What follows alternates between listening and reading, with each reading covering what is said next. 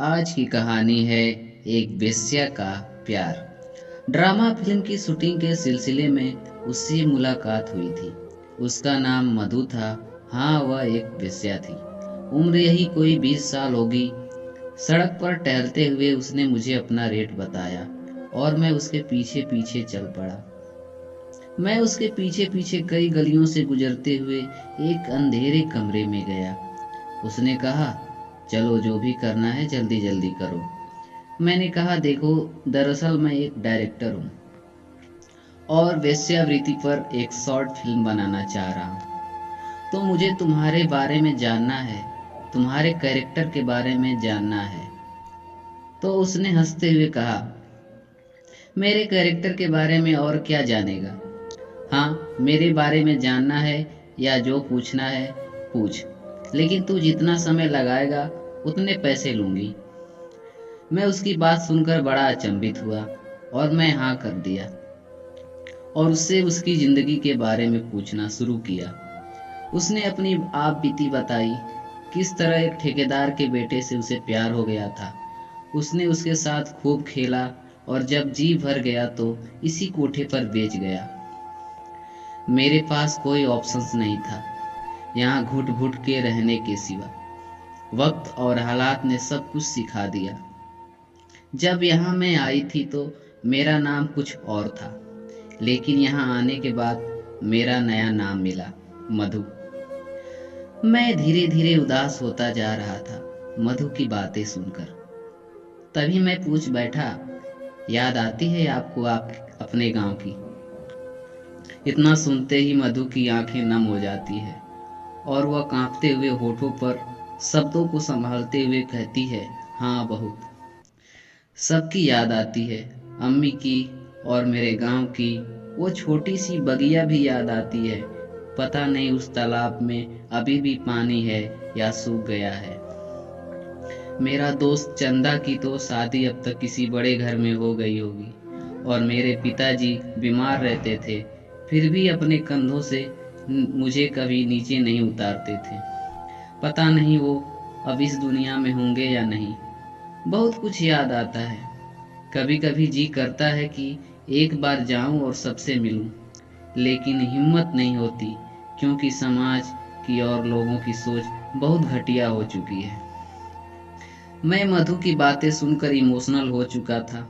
मैंने धीरे से पूछा, मधु, एक दिन मैं तुम्हारे पास कई मर्द। इतना सुनते ही मधु गुस्से में कहती है, मर्द? आजकल मर्द है कौन? मर्द होते कहाँ हैं? सब नामर्द हैं। यहाँ मर्दानगी का सिर्फ दावे करते हैं और वक्त आने पर हिजड़े बन जाते हैं। तभी अंदर के कमरे से एक बच्चे की रोने की आवाज़ सुनाई देती है। मधु आंसू पोंछते हुए कहती है, यह भी किसी मर्द की ही निशानी है। शादी करने का वादा करता था, रात गुजारता था, महलों में रखने का दावा करता था, और जैसे ही पल जब पता चला कि मेरे पेट में बच्चा है। मधु अपना चेहरा दूसरी तरफ घुमाते हुए बोली, कुत्ता इस गली में दोबारा नहीं आया। आंसू पोंछते हुए बोली, मेरा बच्चा रो रहा है। मधु अंदर चली जाती है और उसकी बातें अभी तक मेरे कानों में गूंज रही थी। मेरी आंखें भर आई थी। मैं उठा और कुर्सी पर 2000 रुपए रखकर जाने लगा। तभी पीछे से मधु की आवाज आई, सुनो, अपनी फिल्म में ये भी जरूर बताना कि दुनिया में हर कोई बेईमानी कर सकता है, लेकिन एक वेश्या कभी किसी के साथ बेईमानी नहीं करती। हर किसी के सामने एक तरह से पेश आती है और हर दर्द को सीने में छुपा कर जीती है। तो हमारी महानता भी दिखाना। मैंने पीछे मुड़कर मधु को देखा, जो बच्चे को दूध पिला रही थी। फिर वो अंदर चली गई। घर आने के बाद मेरा मन बोझिल हो गया था। रातों को नींद नहीं आ रही थी। मधु की बातें सोच सोच कर आंखें नम हो जा रही थी, क्योंकि आज मैं एक ऐसी जिंदगी से रूबरू हुआ था जिसकी कल्पना मैंने सपने में भी नहीं की थी। मधु की बातों में आहें और आंखों में आहें साफ झलक रही थी। और हो भी क्यों ना, उसने जिसको अपना समझा वही उसको नरक की दुनिया में तड़प कर रोने और आहें भरने के लिए छोड़ गया था। खैर, मैंने सोच लिया था कि कल फिर मैं मधु से मिलने जाऊंगा, उससे बातें करूंगा। जाने क्यों न चाहते हुए भी उस कोठे पर जाने का मन कर रहा था। गया तो था सिनेमा की कहानी ढूंढने, लेकिन एक ऐसी जिंदगी से सामना हो गया कि रियल लाइफ को भूलकर रियल लाइफ के बारे में सोचने लगा था। खैर, अगले दिन करीब 4 बजे मैं उसी कोठे पर पहुंचा। मैंने बैग में दूध का डब्बा मधु के बच्चे के लिए रख लिया था। जैसे ही कोठे पर पहुंचा, कई लड़कियां बुलाने लगी। रंग बिरंगे कपड़े पहने हुए, मेकअप किए हुए अपने कस्टमर को लुभा रही थी, पर मेरी निगाहें सिर्फ और सिर्फ मधु को ढूंढ रही थी। पर मधु कहीं नजर नहीं आ रही थी। मैं एक गैलरी से होते हुए तभी पान खाती हुई एक मोटी और अधेड़ उम्र की महिला सामने से आती हुई दिखाई दी। मेरे कुछ बोलने से पहले ही उसने पूछा, इधर क्या है? किसको ढूंढ रहा है? क्या चाहिए? सारी लड़कियां बाहर ही हैं, बाहर चल। एक बार में इतने सारे सवाल सुनकर मैं थोड़ा सहम गया, फिर भी साहस करते हुए कहा, जी वो मधु से मिलना है। उस औरत ने मुझे ऊपर से नीचे तक देखा और बोली, आशिक है क्या उसका? मैंने कहा, नहीं, बस यूं ही उसका। तभी उस औरत ने मुस्कुराते हुए कहा, अच्छा तो तू उसका स्पेशल ग्राहक है। आगे जा, सबसे लास्ट वाला रूम मधु का है। मैंने कहा जी, और आगे बढ़ गया। फाइनली मैं मधु के कमरे के दरवाजे पर गया। दरवाजा थोड़ा सा खुला हुआ था। मैंने दरवाजे को नॉक किया। कुछ देर बाद दरवाजा खुला। सामने मधु खड़ी थी और उसने आश्चर्य से पूछा, तुम? मैंने कहा, हाँ। मैंने इधर उधर देखा और मधु से पूछा, मैं अंदर आऊं? उसने अंदर आने का इशारा किया। मैं उसके कमरे में प्रवेश किया। सच बता रहा हूं, वो कमरा नहीं, नरक था। मुझे तो पल भर के लिए घुटन और घबराहट सी होने लगी। पूरी तरह गंदा भी था वो कमरा। मैं इधर उधर कमरे में देखने लगा। बिखरे हुए मैले कपड़े, कई दिनों का झूठा पड़ा हुआ थाली, एक छोटी सी टीवी और एक टूटी हुई चारपाई जिस पे उसका बच्चा सो रहा था। सब कुछ देखने के बाद मैंने मधु की तरफ देखा। तभी मधु पूछती है, क्यों आए हो यहाँ? मैंने कहा, वो मैं दूध लेकर आया हूँ। तभी मधु बोलती है, ओ, तो तुम जो उस दिन 2000 रुपए देकर गए थे, उसके बदले में आज सुहाग रात मनाने आए हो। पर आज मेरी तबीयत ठीक नहीं है, इसलिए धंधे पर भी नहीं निकली। तुम किसी और दिन आना प्लीज। मधु विनम्र हो चुकी थी। कहते कहते मैंने कहा, नहीं नहीं, तुम गलत समझ रही हो। मैं तुम्हारे साथ सुहाग रात मनाने के लिए नहीं आया हूँ। मैं तो तुम्हारे बच्चे के लिए दूध लाया हूँ। यह सुनकर वह कुछ सोचने लगी और चारपाई पर बैठकर अपने सोए हुए बच्चे का सर सहलाने लगी। मैं भी वहां एक कुर्सी पर बैठ गया। मधु दूसरी दिशा में देखते हुए बोल रही थी, पता है, आज कई सालों बाद किसी इंसान को देख रही हूँ, वरना यहाँ तो मुझे जो भी मर्द मिले वो सब हैवान थे। क्या बताऊं यहाँ जिंदगी कैसे गुजारनी पड़ती है। समझ लो, जिस्म तो है पर जान नहीं। कभी सोचा ही नहीं था कि जिंदगी यहाँ लाकर पटक देगी। जिस्म का सौदा करते करते जिंदगी अब बोझ लगने लगी है। तुम्हें पता है यहाँ कैसे कैसे मर्द आते हैं? बाप रे, कितनी ख्वाहिशें होती हैं उनकी, किसी को प्रेमिका की तरह प्यार चाहिए, किसी को पत्नी की तरह मजे चाहिए, तो किसी को नई नवेली दुल्हन की तरह सुहाग रात मनानी है। ऊपर से पैसे के समय 100 तरह के लफड़े। कभी कोई 100 रुपया में ही पूरी रात गुजारना चाहता है, तो कभी कोई 200 में ही बीवी बनाकर रखना चाहता है। सबकी ख्वाहिशें पूरी करनी पड़ती है। पता है तुम्हें, एक दिन मुझे बहुत तेज बुखार था। धंधे पर जाने का मन नहीं कर रहा था, पर मजबूरी थी, चली गई।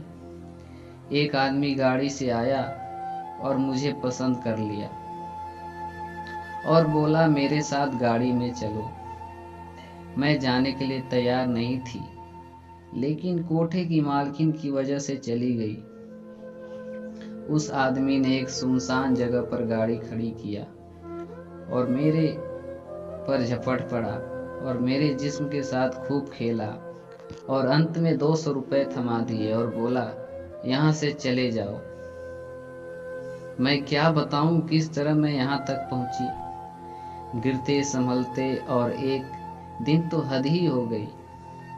एक ग्राहक दारू लेकर आया, बोला साथ में पियो तो 300 रुपए दूंगा, वरना सिर्फ 100। पता है 300 रुपए की लालच में मैं उसके साथ दारू पीने के लिए यहाँ कर दी थी। पीते पीते ज्यादा ही पी लिया था मैंने। इसके बाद वो मेरे जिस्म के साथ खेलने लगा और दूसरी तरफ मेरा बच्चा रो रहा था। ज्यादा नशा चढ़ने की वजह से मुझे कुछ ध्यान नहीं आ रहा था। जब वो आदमी चला गया तो मैंने उसी तरह उसी जगह पर सो गई। जब सुबह नींद खुली तो देखी मेरा बच्चा जमीन पर गिरा हुआ है और उसे बुखार हो गया है। मुझे बहुत अफसोस हुआ, लेकिन रात के 300 रुपए जो मिले थे उसी से मैंने उसका इलाज कराया। जानते हो, कभी कभी इस जिंदगी से इतनी खीज होती है कि मन करता है खुद को ही खत्म कर लूं।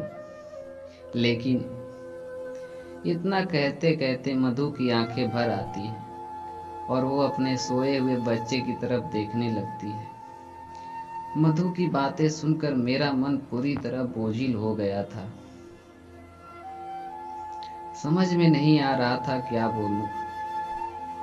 तभी मधु पूछती है, अच्छा तुम्हारा नाम क्या है? मैंने कहा राज। मधु बोली, कहाँ से हो तुम? मैंने कहा यूपी। यूपी सुनते ही वो चहकते हुए बोली, अरे मैं भी तो वहीं से हूँ। और अपने जिला और गांव का नाम बताते हुए बोली, तुम वहां जाना तो मेरे मम्मी पापा से जरूर मिलना और बताना कि तुम मुझसे मिले थे और बोलना कि मैं उन्हें बहुत याद करती हूँ और मिस भी करती हूँ। कहते कहते मधु रुक जाती है और कुछ सोचते हुए धीरे से कहती है, नहीं नहीं, मत मिलना। अगर उन्हें पता चल गया कि मैं कोठे पर, मैं वेश्या नहीं। कहते हुए दूसरी दिशा में मुंह घुमा लेती है। उसकी आंखें भर आती हैं, फिर खुद को संभालते हुए कहती है, तुम सनीमा कब बना रहे हो? मैंने कहा, बहुत जल्दी। अच्छा मधु, आप यूपी चलोगे? मैं आपको आपके गांव लेकर चलूंगा। मधु चहकते हुए बोलती है, हाँ चलूंगी।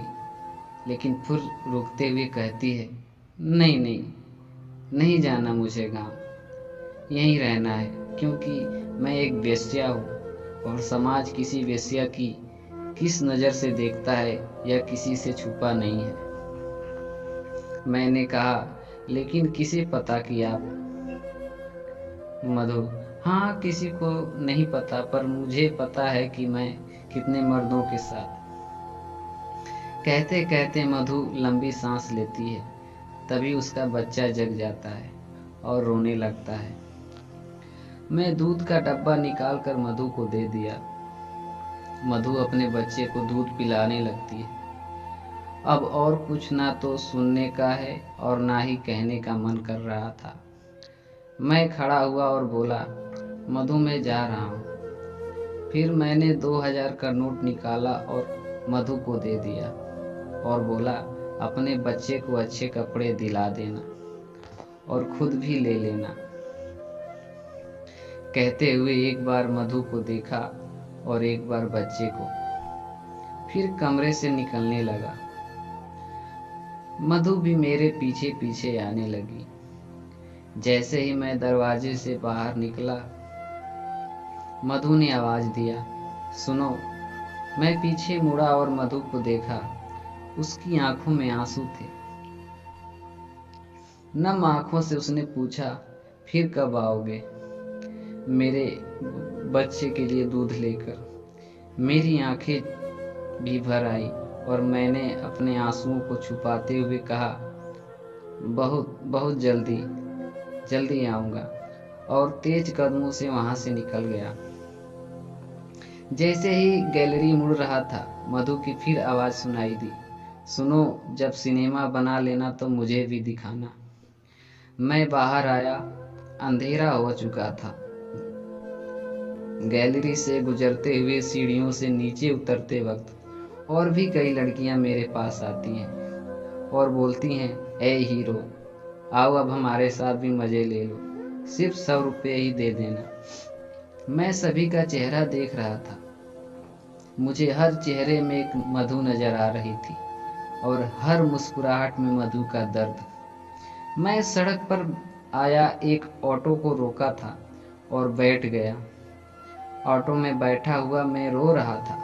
उस दिन मुझे महसूस हुआ था और सामना हुआ था एक ऐसी जिंदगी से जो जिंदगी होकर भी जिंदगी नहीं थी। और मैं सोच रहा था, क्यों वेश्याओं को लोग ही हीन दृष्टि से देखते हैं। आज जो समाज उन वेश्याओं को इतनी हीन और घीन दृष्टि से देखता है, तो क्या वो समाज यह बताएगा कि उन्हें वेश्या किसने बनाया? उन्हें इस हालात में जीने को मजबूर किसने किया? और सबसे बड़ा सवाल, उन वेश्याओं को वेश्या कहने वाले समाज के लोग क्या उनके पास नहीं जाते? और अगर जाते हैं तो क्या वो वेश्या है, हीन है, घीन है? तो फिर क्यों? खैर, उसके बाद से अभी तक मैं मधु से मिलने नहीं गया हूँ, लेकिन ज़रूर जाऊँगा जब इस पर सिनेमा बना लूँगा तब, क्योंकि यह सिनेमा मधु को मैं ज़रूर दिखाऊँगा। तो दोस्तों, आज की कहानी यहीं तक। फिर मिलते हैं आपसे जल्दी। अगर आपको ये स्टोरी अच्छी लगी हो तो वीडियो को प्लीज़ लाइक करिएगा, और चैनल पर नए हैं तो चैनल को सब्सक्राइब कीजिएगा। धन्यवाद।